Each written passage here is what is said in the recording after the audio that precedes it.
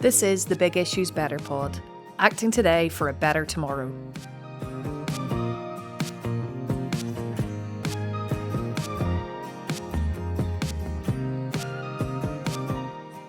Even in my relatively privileged position, having not faced financial insecurity, not having that same lived experience, I struggle with my mental health. So I can only imagine how much harder I would have found the challenge of managing my mental health if I didn't know where my next meal was coming from.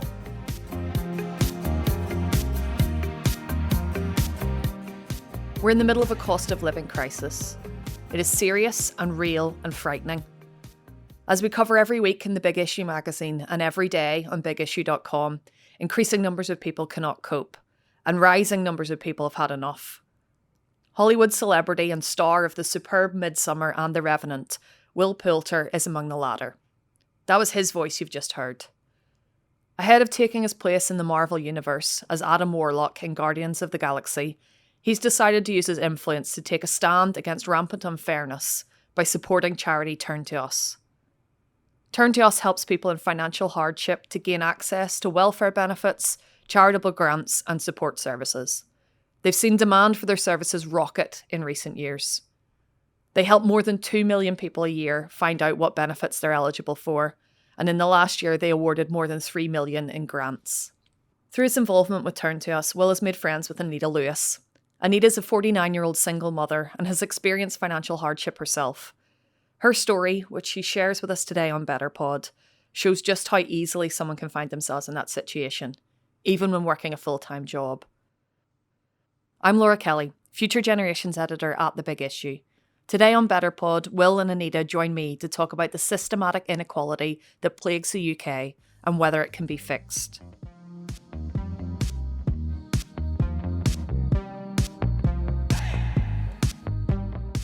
We're here today in the Turn to Us office in London, and I'm with Will and Aneita. Thanks very much for joining us on BetterPod.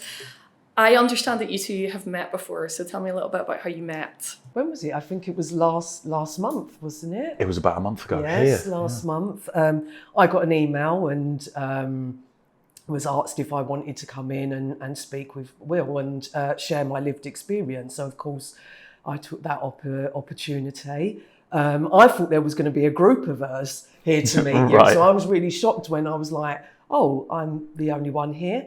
That's cool. I can handle that. So, and that's when we met and I kind of shared what I'd been through. So, yeah.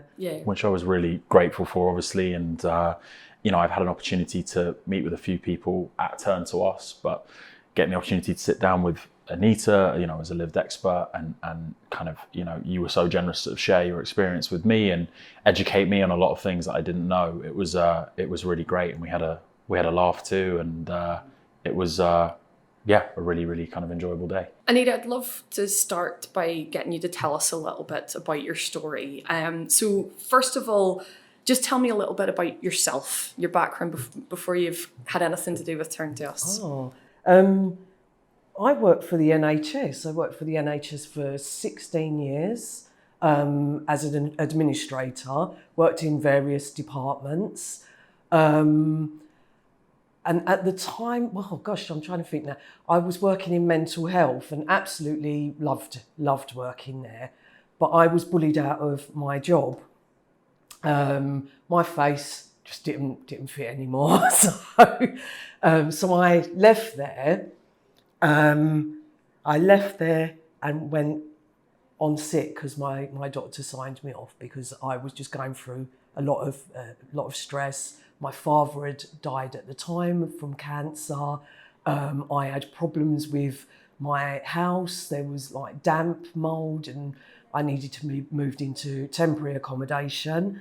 And being a single parent and working full time, just the whole lot, everything just came on top of me. So my doctor signed me off sick. And then I decided I didn't want to go back to that job. So I started looking for some other work and I started working in a primary school, but it was part-time. Mm-hmm. But I'd done a couple of benefit calculators And from them, it told me that I would be okay. So I made the move, took the part-time job, but then my tax credits were cut and I was told I'd received my year's entitlement. Wow.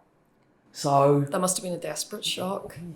yeah, because all the bills that I was paying and managing, it was like all of a sudden now I can't manage them because I was only earning, I think it was just under £400 a month. So then I applied for housing benefit, council tax benefit. It got to the point where with all the bills, I didn't want red letters coming in because I just thought that's just going to add like more and more stress. So I went and saw an advisor and she advised me to take a debt relief order out. Afterwards, when I think about it, it's like she really rushed me through that. And all the stress and everything, I didn't really think it through. So I done it. And to this day, today, I'm still affected by that because my credit score is completely rubbish. So so anything like if I want to get anything on credit, I can't, or I find it difficult because then it's places that very, very high interest. Yeah. I eventually, I think it was for a year, I worked in the primary school on that part-time job and I kept asking them for more hours. Nothing was coming up and it got to the point where I was struggling to buy food and one of the teachers in the school got me a voucher and to send me to a food bank, and that's the first time in my life that I'd been, to a food bank, and that broke my heart. I had to go in the evening. I took my daughter with me. She had no clue. She was just happy that they were feeding her like biscuits and juice, and I'm thinking, it's late. She all that sugar. I've got to get her to bed. But she had no understanding of, I was given all of this food and I had to put it in my trolley to drag it all home because I couldn't afford the bus fare, to get home. And even working in that part-time job, I couldn't even afford the bus fare to get to the job. So I'd walk for half an hour to get there, do the work, and then I'd walk half an hour back. It was hard. It was really hard. But because that particular school weren't giving me any extra hours, I thought, you know what, I need to start looking for another job. So I did, and I got a full-time job in a secondary school. And that helped out much more because I'm now on a full-time sort of wage, and that felt I started to get myself back on my feet. And then I needed things like for the home, but I couldn't afford it, and I couldn't afford to pay it outright, and I couldn't get credit. And that's when I became involved really with Turn to Us, because I applied for a grant, got a grant, and I was really shocked at the amount that they gave me, and it really kind of helped me out. It really helped me out. I could buy these things that I needed like for my home. And I signed up for the newsletter. And every time I'd get the newsletter, I'd always read through it. And then I saw an opportunity to join a committee. And I just kind of thought, well, they helped me because when I was going through difficult times, I would apply to the council and apply to other places, and you was always getting told no, that door shut in your face. And Turn to Us they didn't shut the door in my face. And for me, that kind of really warmed like my heart. And I just thought, reading through like their news emails, that's what really kind of inspired me. I need to give back now. Someone helped me, now I'm back on my feet. How can I help someone else? Do you mind if I take you back? Because you said about going to the food bank and that breaking your heart. And it can be a very emotional experience, finding yourself in that situation with, especially whenever you're working, because I think people find it very shocking that you can be working and still end up not being able to make ends meet for you and your family. But I hope you don't mind me asking, but can you take us through that kind of emotional journey for you when you sort of realised that you couldn't make it work? Trying to think of the words, the emotions I felt. I mean, obviously I felt sad. I felt like a failure as a mother. And I didn't want to go to like family, friends, because they've got their own families and, they've got their own like bills. And I'm a type of person, I do things on like my own. And I think in at that point, it's not easy to ask for help. Right. Because as soon as you ask for, that's it. It's almost like then you're admitting to yourself, I failed here. Somewhere along the line, I have failed, even though it wasn't my fault.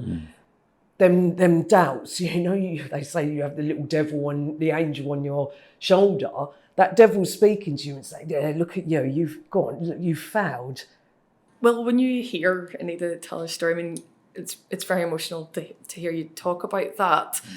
How does it make you feel when you're hearing that going on, in our country? Yeah, I think first of all, I think you make a good point in the context of the country that we live in. It's totally wrong that someone like Aneita in her position, where she's working every hour that God sends against, the tide of so much unfairness, and is forced into a position where basic things that people are entitled to in a country as wealthy as this, are unaffordable after, you've paid your housing bills, your council tax, your utility bills, to not be able to access, food is just sort of unthinkably unfair. And I think, the sort of story that Aneita's just shared and the things that you've shared with me in the past, have really kind of underscored, I think, the importance of addressing the narrative as it currently exists around, benefits. And I think the way that benefits have been represented in the media in the past, I think almost half of service users have turned to us are in work, so that's before we even get into, a conversation about the things that prohibit people from being able to get work. And still what's being reflected is that this system as it currently exists and universal credit isn't sort of matching up to the cost of living. And that cost of living is only on the rise. So I think, again, Aneita's story just kind of points to sort of how many people are trying their absolute best in the face of a really, really unfair and a kind of increasingly unfair scenario. Yeah, absolutely. You mentioned that you felt like you'd learnt from Aneita when you spoke to her, and I have, and I'm sure our listeners will feel that way as well. For you, what was it that really struck you, that that kind of surprised you, I suppose? I think just how vastly different my lived experience has been.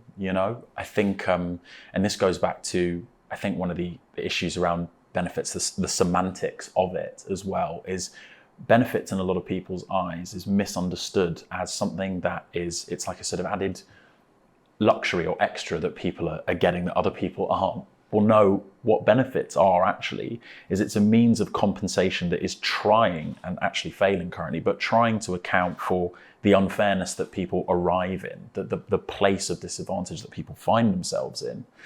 And, I don't know what it's like to go without food. I haven't faced food insecurity. I am very fortunate in that I was born into a very different set of circumstances.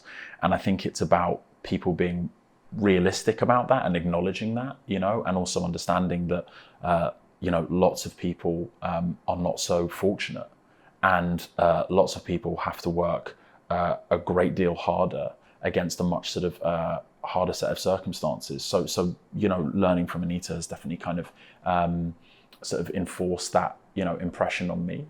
And I think it's also just sort of speaks to the need to address the system as it currently stands, because more and more people are being forced into poverty. 14.4 million adults as it currently stands, 3.6 million children. You know, that in the UK, those sorts of figures are really, really shameful, to be quite frank. Coming up, the relationship between financial insecurity and mental health. Did you know you can get the Big Issues award-winning journalism through your door every week? As a BetterPod listener, you can sign up to get a 4-week subscription to the best in news, politics and culture for just £12. And we'll even throw in a stylish tote bag for free. Go to bigissue.com/bigpod to find out more. I mean, I think I can start to get some idea of why you want the support to turn to us, and you've spoken really eloquently about the problems there. But why this charity? I mean, why did these people really inspire you?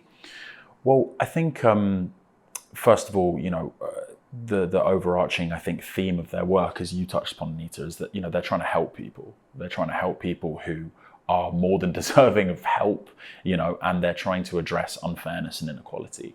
And so it's really hard to argue with that as a cause. I think that is just a really kind of honourable, righteous cause. Secondly, my family all work in the health sector. So like Anita, a lot of my family members work in the NHS, and a lot of my family members, myself included, have struggled with mental health.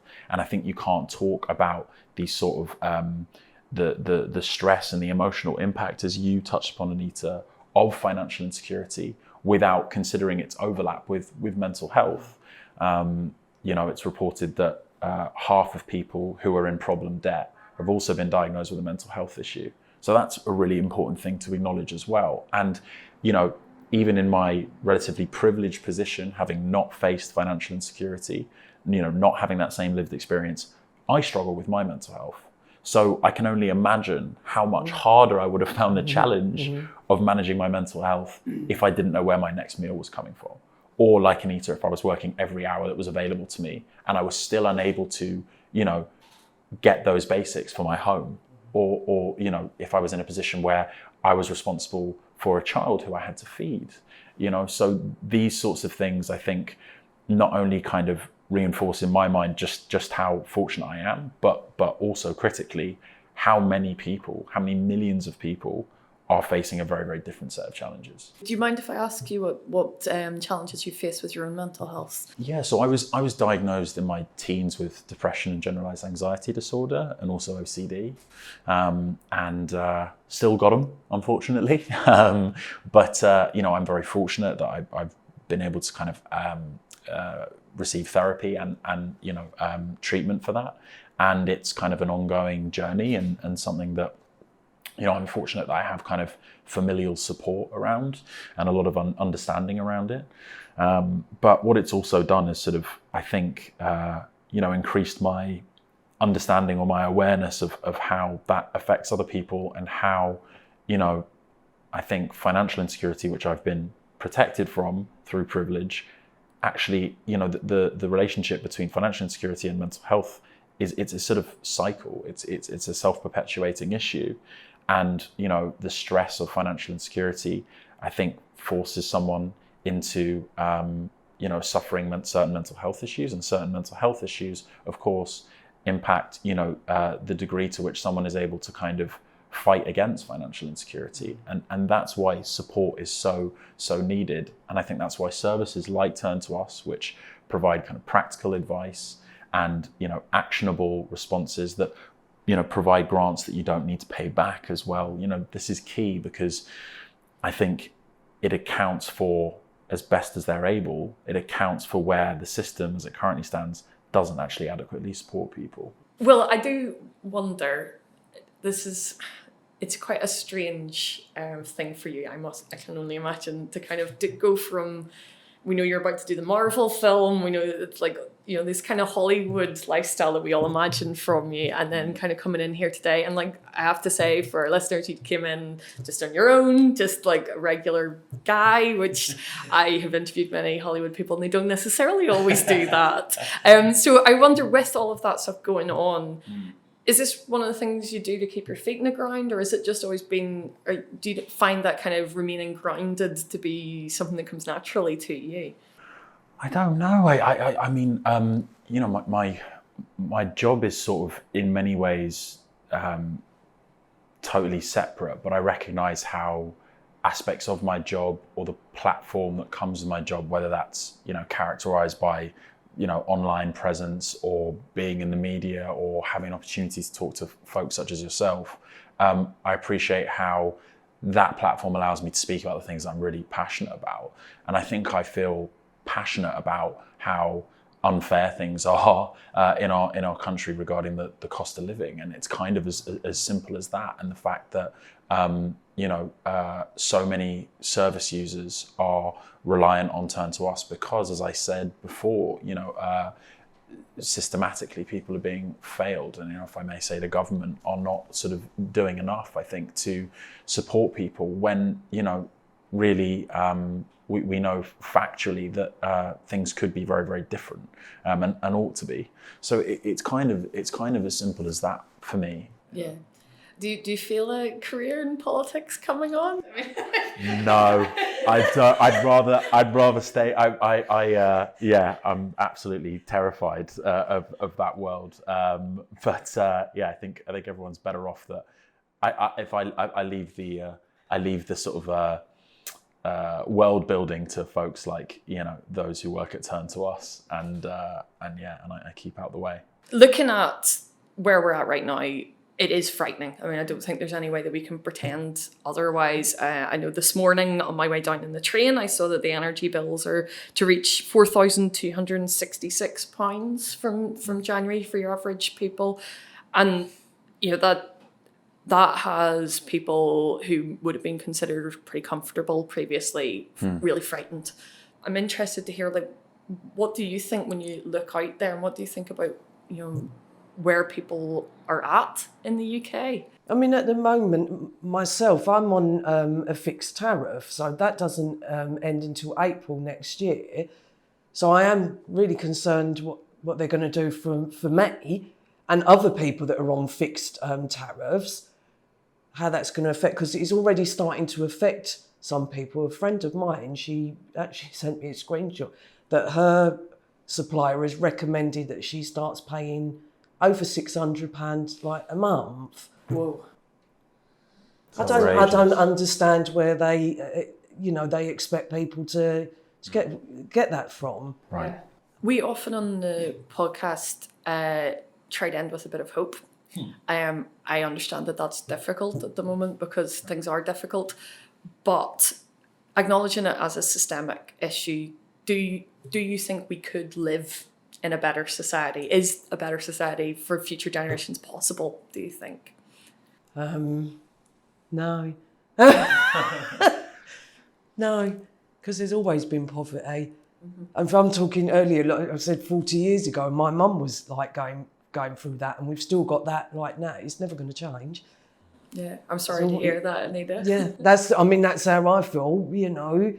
Are you any more hopeful, Will? How do you feel? Well, I think Aneita, being the lived expert, is far more qualified than me to sort of comment. But if I have a hope, it's that people will open themselves up to the possibility of being re-educated, if you like, or that miseducation will get kind of addressed, you know, and people won't hold these misconceptions around how people are in certain situations, and they'll see the reality of the situation, which is that it's a systemic issue. I think really that challenge can only be met by kind of addressing, you know, what information is out there. And that's why I think Turn to Us is How Many More campaign is really important. A campaign that's asking how many more people are going to be pushed into financial insecurity. And I think also it's incumbent on people like myself who can't necessarily relate to this directly to sort of understand how their experience is different to other people. And if they are genuinely interested in contributing to fairness and equality, because I think a lot of people profess that, but don't necessarily know how to action it, you know, look no further than an organisation like Turn to Us, you know, and consider donating. I think that would be a really a great place to start.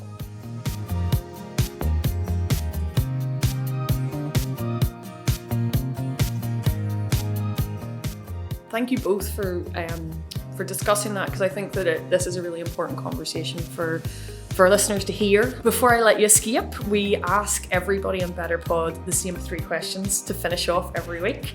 The first of them is, what's one bit of advice you wish you'd known earlier? I would, you know what I would say for me?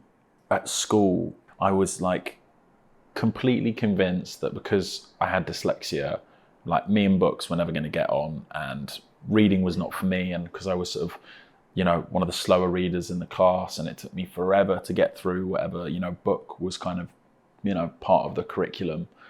I thought, me and books just don't get on. But actually in like later life, and it wasn't until I was sort of like 25, I'm kind of ashamed to say, I got back into reading for the purpose of my mental health.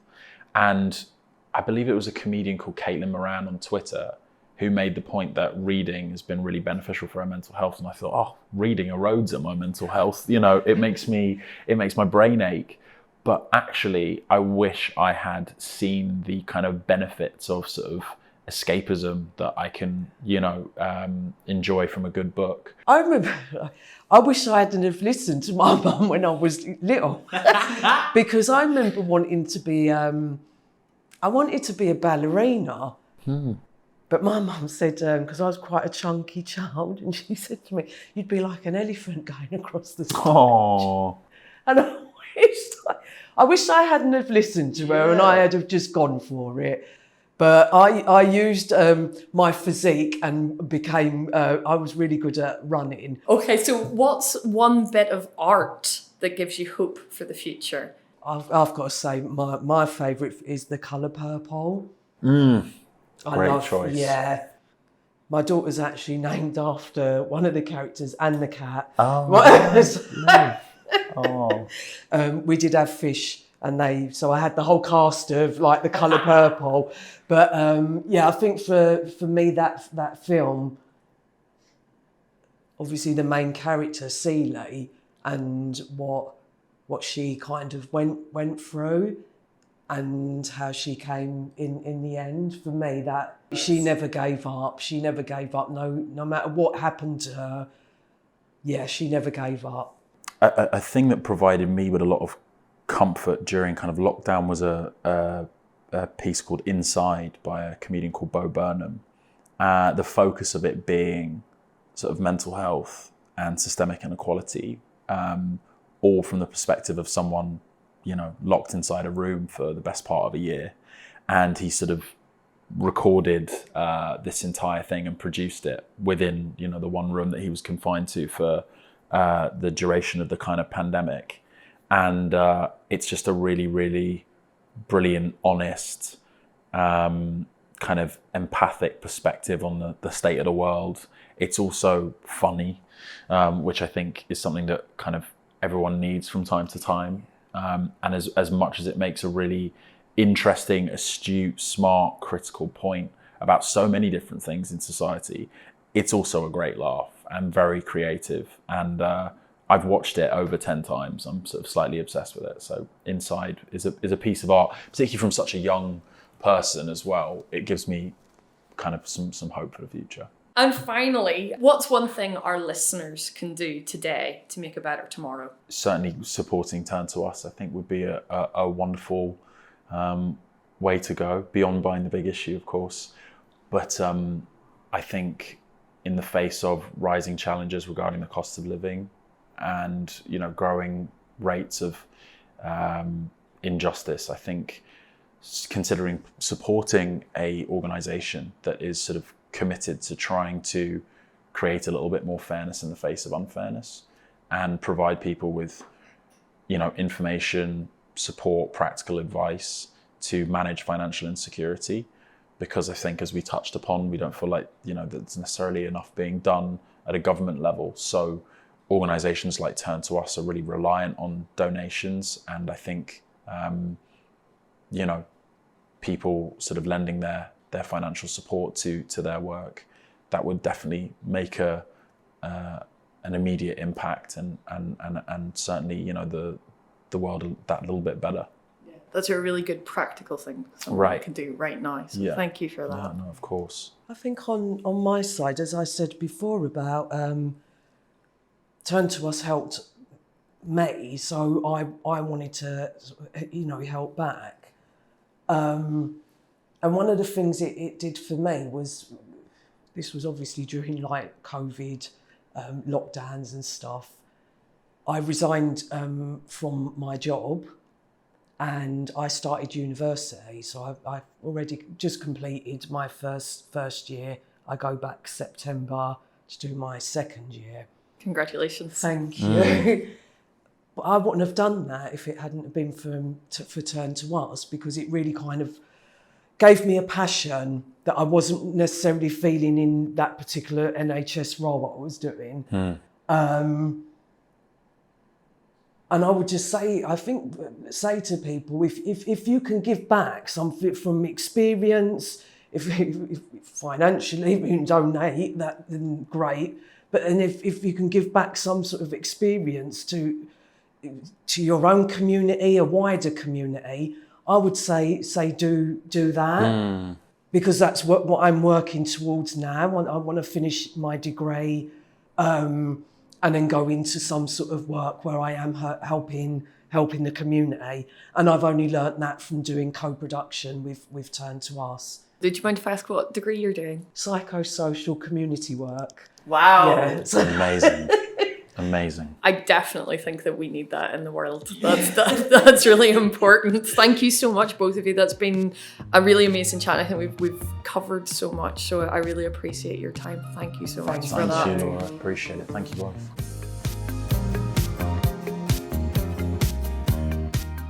Thanks for listening to BetterPod. If you'd like to support us, please subscribe, leave a review, and tell your friends. We're relying on word of mouth to bring people into our conversation and to help us all discover how we can act today for a better tomorrow. You can keep up with all the Big Issues reporting at bigissue.com, where you can also discover how to find your local vendor. If you're worried about your financial situation, you can find out more about Turn to Us at turntous.org.uk. The link is in the notes for this episode of BetterPod.